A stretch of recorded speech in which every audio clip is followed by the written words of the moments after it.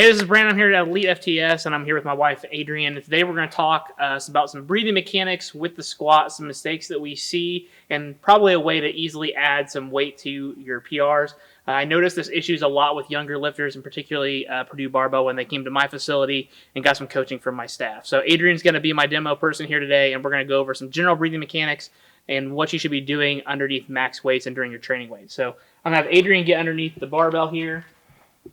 And I'm going to let her do her normal setup, anything crazy that she doesn't do when she doesn't train. But what we're going to first emphasize on is if you're using a monolift and you're not going to walk the weight out, the number one key thing you're going to do after you get your lats set, your hips set, your feet set, all that kind of stuff, is when you take your breath in, we want that good diaphragmatic breath in the belly, in the back, in the sides, and then that's going to fill all this up and keep it rigid. But when you do that, you want to do that breath before you apply all your pressure into the barbell. So after you pick the barbell up, that's obviously squeezing you and compressing you into the ground. You can get a bigger breath here than you can after you've picked the weight up and you rebreathe in again.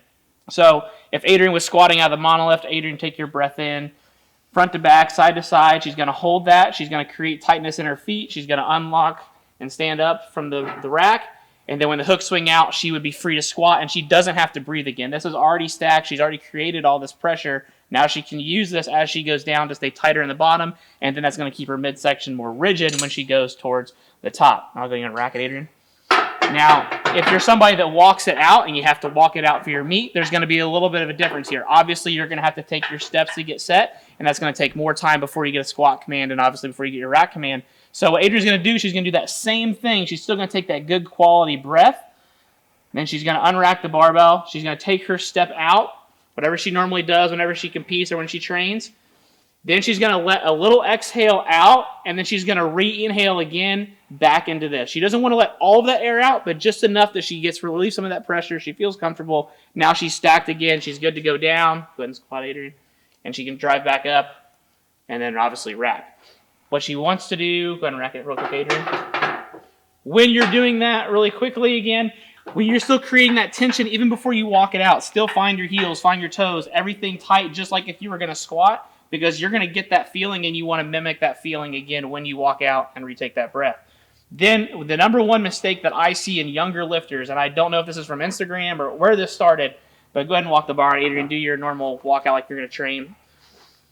When a lot of athletes breathe in, they're breathing up into their chest or their upper back, and this bar elevates, and then you can see the shoulders then go to internal rotation. We lose all this tightness in the lats, the upper back, the midsection. That all goes away. Go ahead and do that again. So you see the elbows usually come up like this when you do that. Think about all the energy that you're wasting doing that and then losing the tightness right here. Then what happens, usually when you go down, when they breathe in, and they, go back up, Adrienne. When they breathe in, Adrienne, elevate up, and then they clench down, and then they immediately start going down. If you think about it, the bar's going up and down while you try to go down, and then the bar's going to come crashing down on you, especially during max weights, and you get that butt kick back and all that kind of stuff. So the big thing when you take that breath in is keep this bar completely still, keep it broken over your back. She's got her lats tight, all that kind of great stuff. Again, breathe in again, Adrienne, but good and comfortably like you should, just like that. Notice it didn't move. Now she can squat. And then she would have a good squat. So hopefully that helps break that down, some of the breathing mechanic piece that can immediately put some weight on your squat.